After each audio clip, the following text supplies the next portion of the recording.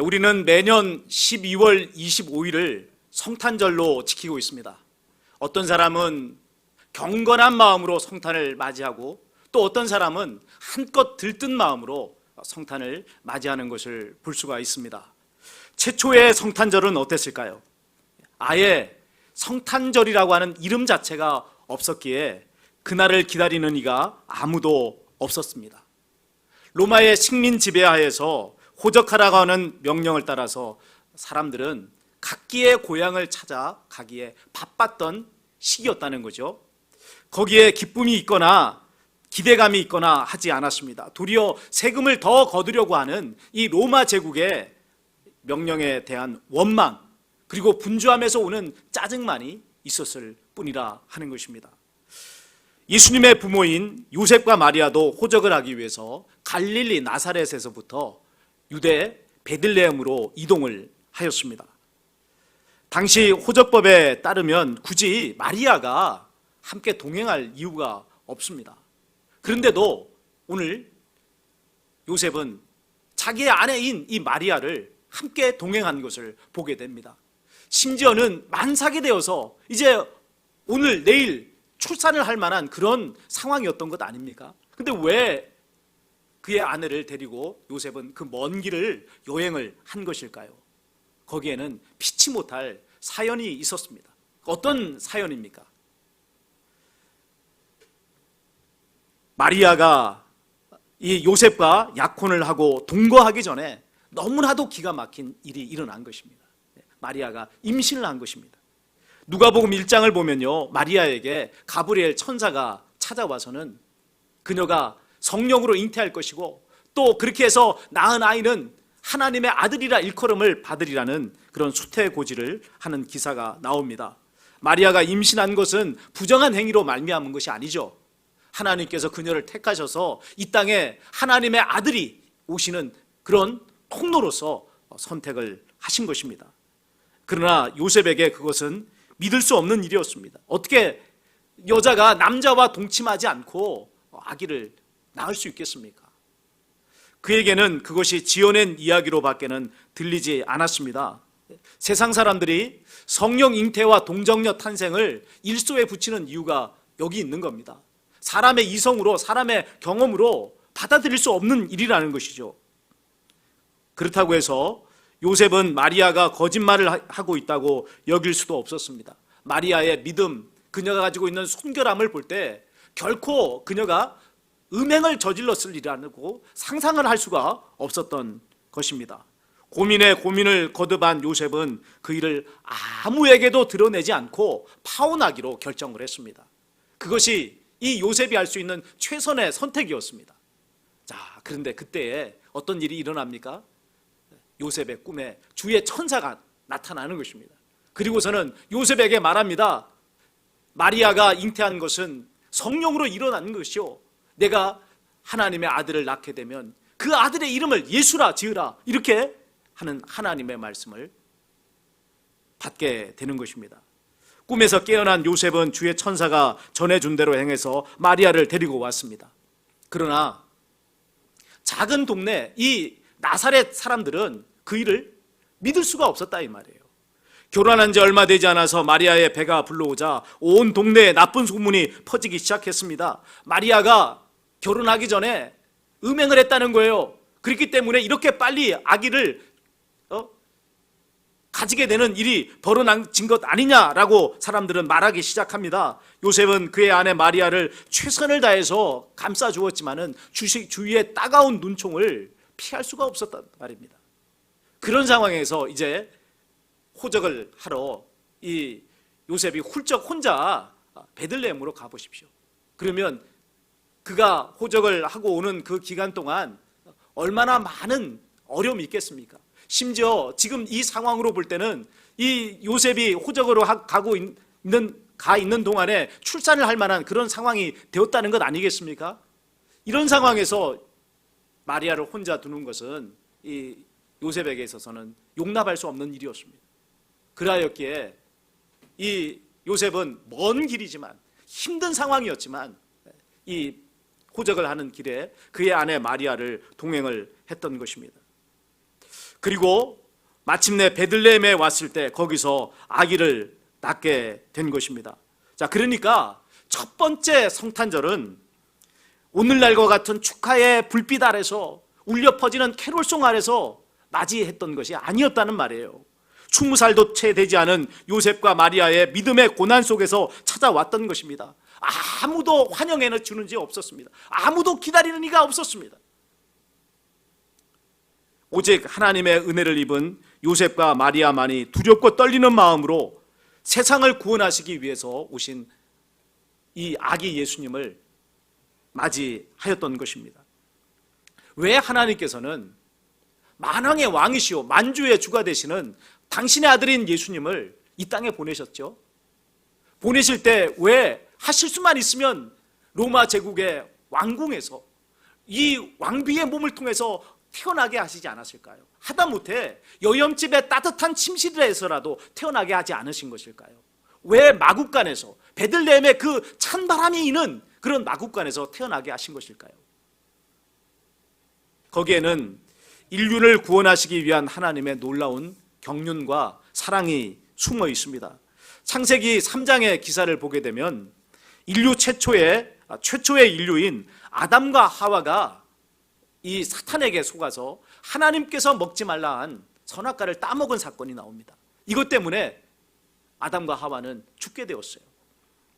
사탄은 아담과 하와를 자신의 종을 삼아 영원히 인류의 왕으로 군림하기 위해서 그들을 속여서 죄를 짓게 만든 것입니다. 곧 하나님을 반역하고 사탄의 편에 서는 자가 되게 만든 것입니다. 그로써 인류는 사탄의 종이 되고 말았습니다. 거기서 벗어날 길은 없습니다. 그런데 하나님께서는 그런 아담과 하와에게 은혜를 베풀어 주신 거예요. 그들이 사탄의 올무에서 벗어날 수 있고 사망의 그 몸에서 벗어날 수 있는 길을 내신 것입니다.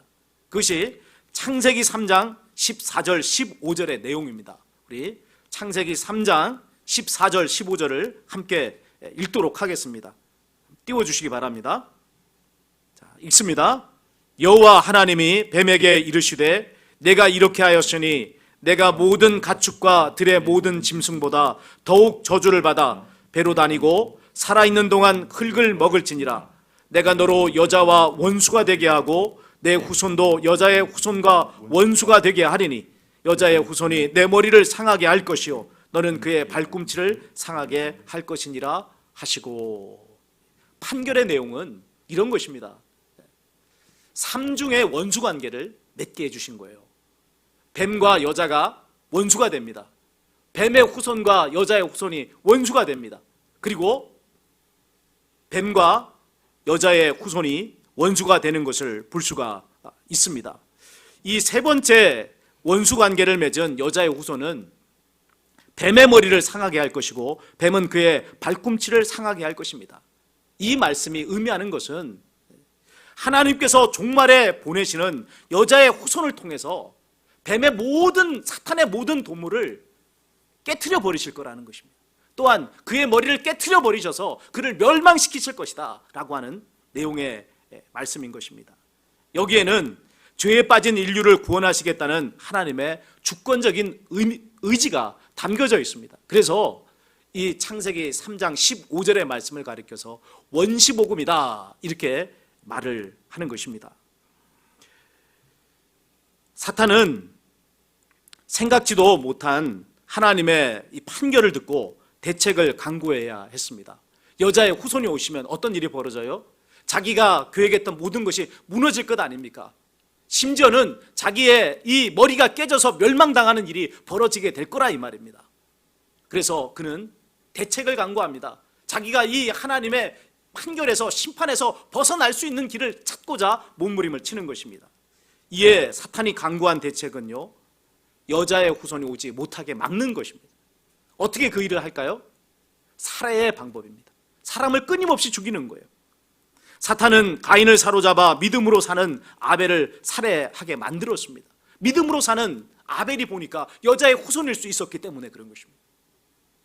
그러나 하나님께서는 아담과 하와에게 셋을 주심으로써 하나님의 계획을 이어가셨습니다. 그 후 사탄은 또 전 인류가 죄악에 빠지게끔 만들어 버리셨습니다. 홍수 심판 직전의 상황을 지금 말씀을 드리는 것입니다. 자, 하나님의 심판을 받지 않을 수 없게 만들어 버린 것이죠. 그러나 하나님께서는 노아를 통해서 당신의 계획을 이어가셨습니다. 홍수 심판 이후에 사람들이 이제 불어나자 사탄은 니무롯을 통해서 신할 평지에 바벨탑을 높이 세우게 했습니다. 인본주의 왕국을 만들어서 하나님과는 전혀 상관없는 그런 뜻을 펼치고자 또 시도를 한 것입니다.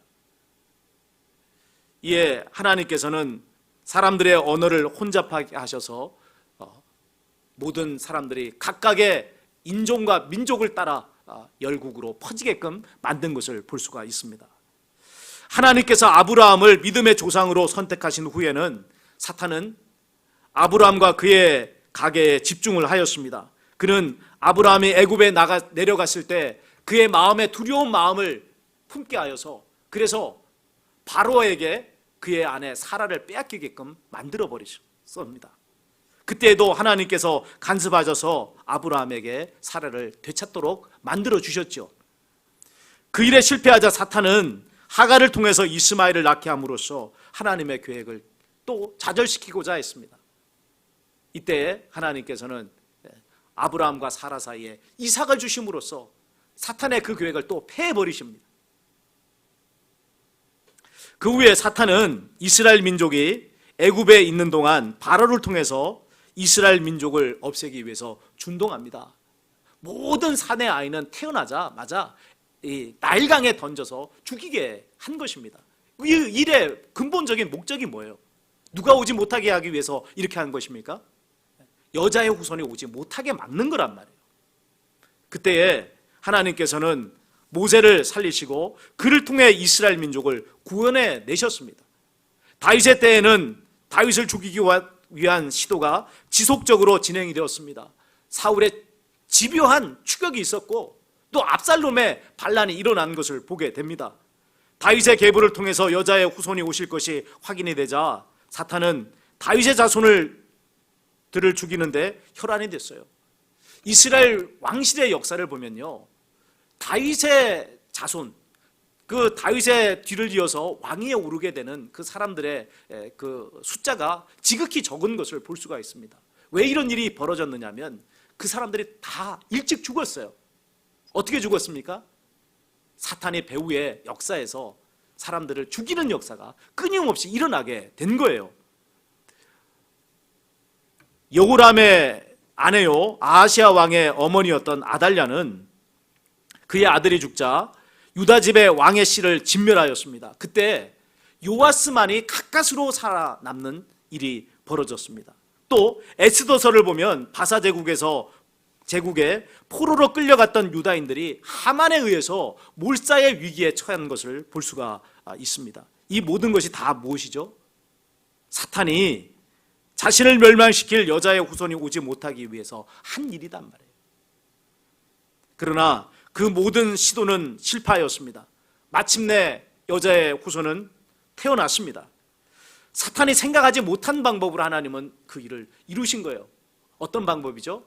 성령 잉태와 동정녀 탄생이라는 방법을 통해 하나님은 이 세상에 예수님을 보내주신 것입니다. 자, 여자의 후손이 이 세상에 온 것을 알게 되자 사탄은요 전략을 바꾸었습니다. 그 전까지는 여자의 후손이 오지 못하도록 막았던 것이 사탄의 전략이었다면 이제 예수님이 오시자마자 그가 취한 전략이라는 것은 어떤 것이었겠습니까? 이 땅에 오신 예수님을 죽이자는 거예요. 그는 헤롯 왕을 충동질해서 베들레헴과 그 지경에서 2살 아래의 영아들을 살해하는 일을 하게 했습니다. 하나님께서는 그것을 아셨기에 예수님을 애굽으로 피신을 시키셨습니다. 예수님께서 장성하여서 이제 공생애를 시작하실 때 40일 동안 광야에서 금식하셨습니다. 그때 배가 줄이셨을 때 사탄이 직접 이번에는 예수님에게 나타납니다. 그리고는 아담과 하와에게 사용해서 승리했던, 인류에게 언제나 승리했던 그 필승의 카드를 꺼내서 예수님을 유혹합니다. 영과 혼과 육에 걸친 3대 유혹을 하는 것 아닙니까? 그렇게 해서 예수님께서 이 십자가 인류를 구원하실 수 있는 메시아로서의 자격을 박탈하기 위해서 여전히 그의 이 수하에 든 자를 만들기 위해서 사탄은 역사했습니다. 자, 그런 유혹 앞에 예수님께서는 단호하게 하나님의 말씀으로 대응하심으로써 사탄을 물리치셨습니다. 자, 이후에 사탄은요, 직접 예수님에게 모습을 드러내지 않고 숨어서 예수님을 공격하였습니다. 마을의 낭떠러지에서 사람들이 예수님을 밀어 떨어뜨리려고 했던 일, 예수님이 타신 배에 광풍이 일어닥쳐서 배가 뒤집어지려고 했었던 그 모든 것들이 뭐냐? 사탄이 역사한 거였어요. 그래서 이 광풍에 대해서 예수님이 꾸짖으신 것을 봅니다. 꾸짖으셨다는 것은 이것은 배후에 사탄의 역사가 있었기에 예수님께서 그렇게 하셨다는 것을 의미하는 말씀인 거예요. 자, 그런 사탄의 시도는 번번이 실패로 끝나고 말았습니다. 자, 그러던 중에 절호의 기회가 사탄에게 왔습니다. 어떤 일입니까? 예수님의 12명의 제자들 가운데 하나인 가룟 유다를 포섭할 수 있게 된 거예요. 그리고 그를 통해서 예수님을 십자가에 못 박게 만들었습니다. 사탄은 자신의 승리를 확신하였고 쾌재를 불렀습니다. 그러나 그것은 사탄이 멸망으로 가는 길이었단 말이에요. 그는 그것을 알지 못한 채 자기가 승리했다고 생각한 것입니다. 그리고서는 예수님에 대한 자신의 승리를 온전하게 완성하기 위해서 예수님의 무덤에 병사들을 세워서 누구도 이 무덤의 문을 열지 못하도록 만들어 버렸습니다. 그러나 그 모든 것은 헛된 것이었다 하는 것이죠. 하나님께서 예수님을 부활시키신 것입니다. 인류의 모든 죄는 공식적으로 해결이 되었습니다. 사탄의 상한 권세는 깨트려졌습니다. 이제 여자의 후손으로 오신 예수님을 믿기만 하면 누구든지 다 구원 얻는 역사가 일어나게 되었습니다. 예수님의 부활과 승천은요, 사탄에 대한 치명적인 강타였습니다. 사탄은 이 여자의 후손으로 오신 예수님의 발꿈치를 상하게 했지만은 예수님은 그의 머리를 치시고 깨트리셨습니다. 이제 예수님께서 이 세상에 왕권을 가지고 오시는 날 사탄은 결박되어서 불못에 던져질 것입니다. 하나님의 뜻이 이 땅에 이루어지는 위대한 구속 역사가 완성이 될 것이라는 말씀입니다. 오늘 우리는 이 성경의 역사를 보면서 무엇을 깨닫습니까? 인류의 역사라고 하는 것이 다름 아닌 예수님의 역사다 하는 것을 알게 되는 거죠. 구약의 역사는 인류를 구원하실 여자의 후손이신 예수님이 오실 거라고 하는 말씀 아닙니까? 신약의 역사는 뭐예요? 우리를 구원하신 예수님이 오셨다는 이야기예요. 그리고 다시 왕권을 가지고 재림하실 것이라고 하는 말씀이 바로 신약의 내용입니다. 이런 인류의 역사는 다름 아닌 또한 하나님의 구속의 역사라는 것을 알게 되는 것입니다. 사람들은 예수님을 가리켜서 세계 4대 성인 중에 한 분이다 이렇게 말을 합니다. 소크라테스, 석가모니, 공자, 이 사람들과 더불어 예수님을 꼽으면서 이분들이 세계 4대 성인이다 이렇게 말을 하는 것이죠. 과연 그렇습니까? 소크라테스, 석가모니, 공자는요, 그들의 시대의 높은 학문적 경지, 종교적 경지에 이르렀던 그런 훌륭한 인물들임에 틀림이 없습니다. 자, 그러나 그들은 인류를 구원할 여자의 후손이 아니었습니다. 그들 또한 구원받아야 될 죄인 중에 한 사람이었던 것이죠. 그러나 예수님은 어떤 분입니까? 죄에 빠져 죽을 수밖에 없었던 아담과 하와에게 오리라고 약속된 분이었습니다. 여자의 후손이었습니다. 오늘 본문은요, 아담과 하와 이래 모든 인류에게 주셨던 예언의 말씀이 어떻게 성취되었는가 하는 것을 말씀해 주고 있습니다. 우리 1장 16절을 함께 소리내서 읽습니다. 야곱은 마리아의 남편 요셉을 낳았으니 마리아에게서 그리스도라 칭하는 예수가 나시니라. 아멘. 그리스도라 칭하는 예수가 누굽니까? 바로 사탄이 그토록 오시는 것을 막기 원했던 분이란 말이에요. 하나님께서 보내기 원하셨던 그분이란 말이에요. 바로 여자의 후손, 이분이 바로 예수님이신 것입니다. 16절에 나오는 예수님의 족보 기록은요, 앞에 나와 있는 다른 사람들의 기록과는 차이가 있습니다. 앞에 나오는 다른 사람들은 어떻게 기록되어 있습니까? 아버지가 아들을 낳았다는 거예요. 남자가 자손을 낳았다 하는 형식으로 되어 있습니다. 그래서 아브라함이 이삭을 낳고 이삭이 야곱을 낳았다, 이런 형식을 취하고 있습니다. 그러나 예수님에 대해서는 여자가 아들을 낳았다라고 하는 형식을 취하고 있는 거예요. 마리아에게서 그리스도라 칭하는 예수가 나시니라. 남자가 낳은 게 아니죠. 요셉이 낳은 게 아니죠. 마리아가 예수님을 낳았다라고 되어 있습니다. 그리고 그 형식 역시도 수동태예요. 마리아가 주어가 아닙니다. 예수가 나시니라. 그러니까 하나님께서 이 말씀이 의미하는가 함께 뭐겠어요? 왜 이런 특별한 형식을 취하고 있는 것입니까? 하나님께서 예언하신 그 여자의 후손을 마침내 보내셨다는 거예요. 예수 그리스도야말로 하나님께서 창세 그 역사의 때부터 끊임없이 말씀해 오셨던 바로 그 인류를 구원하실 여자의 후손이라 하는 것을 말씀하고 있는 것입니다.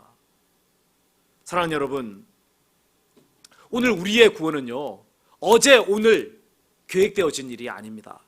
창세전에 이미 계획된 일이에요. 그리고 그 구원이 놀랍게 그 모습을 드러낸 날이 바로 성탄절인 것입니다. 성탄절이 다가오고 있습니다. 세상 사람들은 이 성탄절에 뭘 먹을까, 뭘 마실까, 어떻게 하면 즐길 수 있을까 하는 것으로 생각을 하고 있습니다. 노아의 때와 똑같아요. 그러나 우리는 달라야 합니다. 인류를 구원하시기 위해서 오신 예수 그리스도를 깊고 깊은 감사로 영접해야 합니다. 더 나아가서 사탄을 멸하시고 세상을 새롭게 하시기 위해 오실 재림의 날을 대망해야 합니다. 첫 번째 성탄절 때 예수님은 은밀하게 오셨지만 이제 재림의 예수님께서는 이 땅의 모든 자들이 볼 수 있도록 구름을 타고 오실 것입니다. 그날 사탄은 이 땅에서 취해져서 불못에 던져질 것이요, 그리고 하나님의 위대한 역사는 이 땅에 이루어질 것입니다. 성탄절을 기쁨으로 맞이하시고 다시 오실 주님을 소망 가운데 바라보시는 저와 여러분이 되시기를 주님의 이름으로 축원을 드립니다.